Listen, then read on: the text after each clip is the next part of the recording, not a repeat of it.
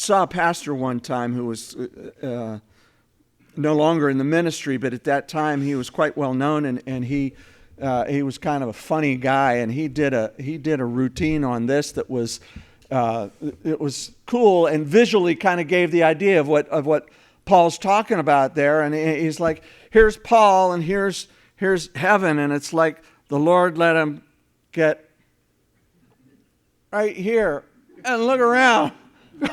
Whoa! Whoa! Oh no! Wait, Lord, no!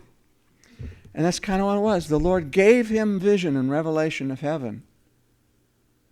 Now, why would he do that and not let him tell anybody? This is the first recording of it to anybody that we know of, and it's the only place where he talks about it. And he doesn't give all the details. Why would the Lord give him that? I'll tell you what my theory is. Because the Lord equips us. And the ministry that Paul was given, it's not an easy ministry. He talked about how difficult that ministry is in the sufferings that he went through. And he needed to know. He needed to know where he was going. He needed to have in his mind, what is that destination at the end of this long road? Even though the journey's long,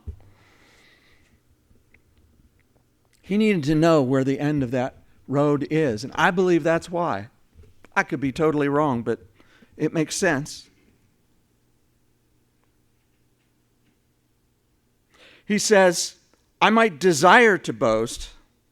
I will not be a fool. I'm going to speak the truth.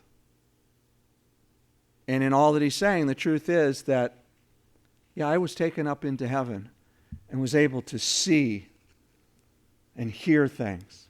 So I know where we're going. But I'm not boasting in that. I'm boasting in the power of the Lord. In an earlier place, he said, I committed to know nothing among you except Christ and Him crucified. He was keeping his eyes on what was important. And thank God for that.